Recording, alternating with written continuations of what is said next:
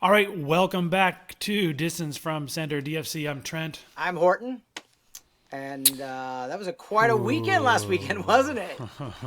That was, and I mean, maybe been prone to overstate once in a while, but that was the best tournament I've ever watched. Well, That was unbelievable. well, let me say this. Not only were the performances amazing, but I can't underscore enough how much the water ski broadcast company's quality, like it used to be pretty good. I was like, okay, yeah, we've got webcasts. And then it got a little better. We went, okay, that's watchable. And now it's like amazing. I mean, it is so good. I would say even if the skiing was bad, the broadcast is so good, I'd still watch it. Yeah, no, we'll start there. Yes, thank you. Those guys are absolutely incredible. They're just doing an amazing job. Yeah, it's come so far. I mean, I used to be kind of a critic of webcasts, but no more. It's fantastic. So Well, no, but perhaps fairly so, Yeah, right? yeah. Or rightly so, fairly so. I mean, we were happy that they were there, but I mean, it wasn't, they weren't worth watching in the past. And then all those other guys got better, then these guys just knocked it out of the park. So, yes, start there. Unbelievable. Just a seamless production, and those guys, can't thank them enough. If there's, I'm not going to say saving water skiing because I hate that. Nah, it's not but I mean, saving they are absolutely putting us in a realm that we've never been before. Right. So yeah, Well, congratulations, men's jump. men's jump. So first question is, and you'll know the answer to this. Where's Ryan? Is he hurt from that crash at Malibu?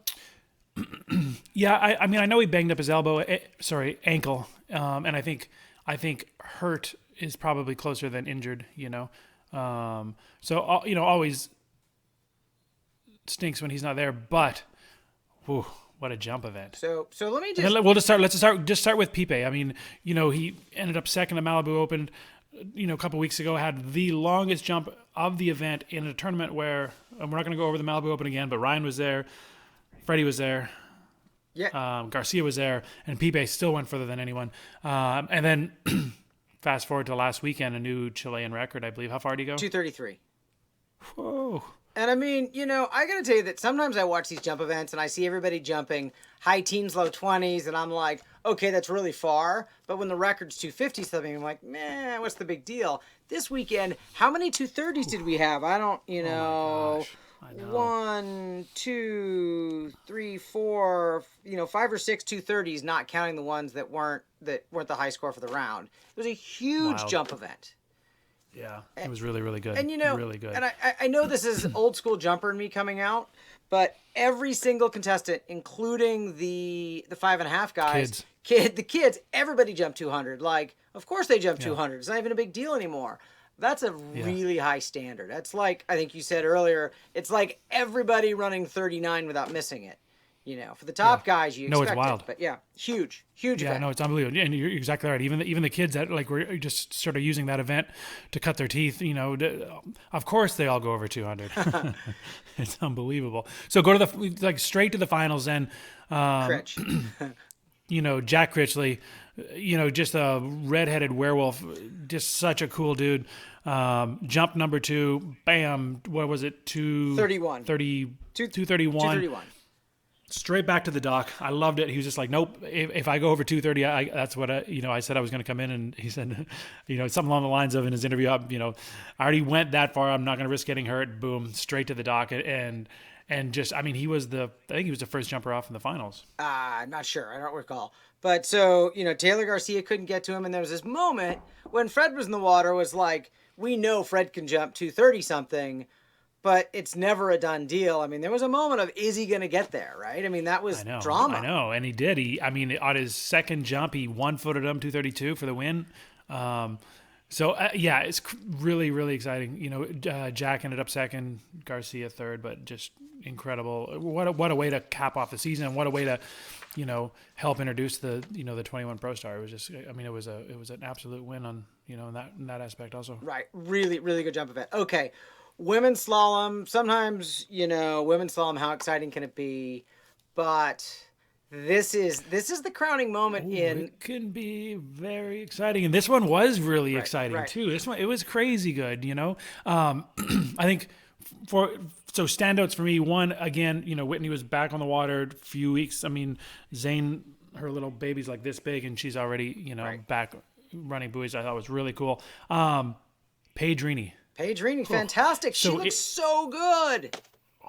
She's been scary good for a long time, but if you didn't watch it or if you didn't absorb it, go back and watch it. I mean, when she gets sort of, as her understanding of the gate, there are the setups roll on the entire pass, as that starts to get more refined, this girl is going to be lights out good. No one rides their ski better. It was really, really good to watch. Go back and watch that. Elizabeth Montavon. How did that go down? That's the story of the year, I think. So let me just back up. I know you want to talk about how she did, but so here's a woman who is the daughter of a past multi-time national trick champion. And, when Liz came on the scene, she was a trick skier, and she's a pretty good slalom skier, and I think she won a bunch of, like, women's 1, women's 2 titles, but I don't really think she was on anybody's radar. And then this year, she went to Moomba and got 5th.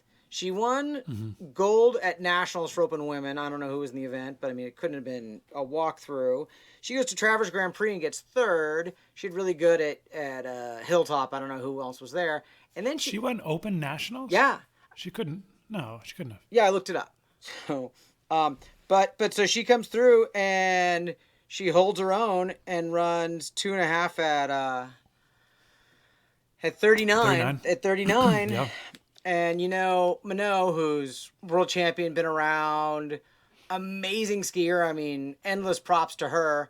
She just didn't have the best day, and it came down to the final. And Minot couldn't best Elizabeth and Regina. Yeah, and that was something too. Like the way Minot turned 2-ball. I think it was like the rare time that I think maybe nerves got her, because it wasn't the best start, but I mean I'd be willing to bet 9 times out of 10 she has that same look at 2-ball and she's gonna turn 3, and she did. She clubbed the buoy, center punched it. So I mean it was a game. It was a matter of 2 more inches and she would have knocked it to the inside and would have got the likely would have got the full 3. But wasn't there a moment when, so obviously Regina last off the dock, there was that moment when she took kind of a shallow line into one, wheelied, dropped her shoulder, and I was like, holy crap, there's like this small, probably Regina was the only one that didn't think that, but I mean, myself watching, I was like, there is a chance that Elizabeth just won this thing. You just had that fleeting thought, but yeah, it was exciting, man. And you're right. She did end up, there was like a online sort of poll that was running through the entire event, skier of the event, and she, to no one's surprise, she won that too. She being Elizabeth. I will confess, I was screaming at the television. I mean, it was wild. Nobody cheers against Regina. She's the greatest, whatever. But to see an underdog come in, I was so excited. And Regina being the unbeatable champion that she is, came through and did it. But go Elizabeth! Congratulations. That was just amazing. It was cool. Amazing. Yeah, it was really cool. All right, and that brings us to the event that I think our hearts are most devoted to, men's slalom. What'd you see, man? What do you think? Dude, Thomas de Gasperi is like, so it's. I mean, so here, like these guys are. I mean, I'm like an old man, and these are guys that I skied with and against collegiately, meaning Will Asher and Thomas de Gasperi, and he's both of those guys. I mean, so just go. The 2 weeks before that, Will ran 41 3 rounds consecutively, so he's obviously as good or better than he ever was. Thomas de Gasperi, who is, it was when I was skiing against him, and it was just kind of always a bit of a thing. Like de Gasperi, always good for 3 at 41, even if it's the Yarra River, even if it sucks, even if everyone else is running half at 41, he's gonna get 3. He put together that 5 at 41 in the final that just was. I mean, it was flawless. No one was on a better line through the first half of 41 than he was, and it was absolutely incredible. He was.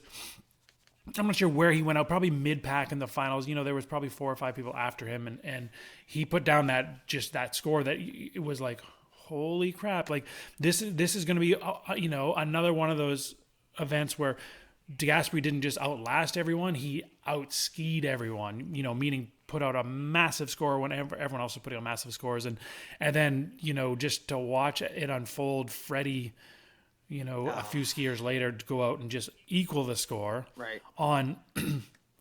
On equally as good a line. Like he didn't have as good a 3-ball. He killed 4-ball, and I think he got big eyes at 5, and just upper body came through and and then Nate, just to watch him again, not just go out and run 41 and put it to sleep and let these guys run off for second and third. He goes out and runs 5. On probably he out of the 3, he was the one that probably had to piecemeal it together more than everyone. Is it so a 3-way tie at 5 at 41? Is there any question in our mind that is the highest, biggest tie ever?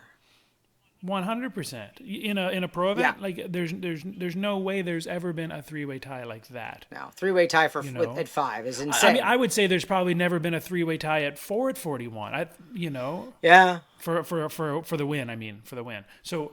No, that was, again, if you missed it, go back and watch it, on their YouTube channel. It was the most exciting final ever. And then, we'll cover the runoff, and then Stephen Neveu. Fourth. And Neveu, literally was not skiing up to that event. He was, he had his sister was getting married in Canada, and as such had to spend a 2-week quarantine period up there, and no skiing. Came back here, ripped over to my place, grabbed a quick set, headed to Florida, and just threw it in, and whoa. He was on his 3 at 41 and ended up 4th. Okay, runoff. Well, the runoff, the real disadvantage is DeGasperi had skied pretty early in the round. Mm-hmm. So he was dirt cold. I don't remember. So he had to go off first, right? Which was random call. Do you remember what he ran? Actually, I don't have those. No, I just know he ran maybe the best 39 of the weekend. Right. After having sat there for almost an hour. Right, which is insane. I mean, that's 39 off the dock. That's that's how Marcus Brown wrecked his back. And then Fred went out and ran. I don't remember, 4 at 41? Mm-hmm. Somewhere like that. Yeah, I can't really remember. It was too, after that it was like just trying to regather everything, and then Nate went out and ran a full 41. Right. And took this really. It's interesting that's his method of taking slack out the gates. Neveu does the same thing. That gets that. It's something I always did, but to a far lesser degree. Like you kind of get that rope moving, and you give it a bit of a twirl, and you kind of let it draw tight from a wider spot, and it draws tight at a slower rate. Instead of just standing there and letting it boom pin straight in front of you. John Travers did one the weekend prior at a tournament and almost lassoed himself. So be careful, but it is effective. Yeah, I need to learn that trick. Actually, I lost half my season this year holding on to slack and screwed up my elbow. So whatever.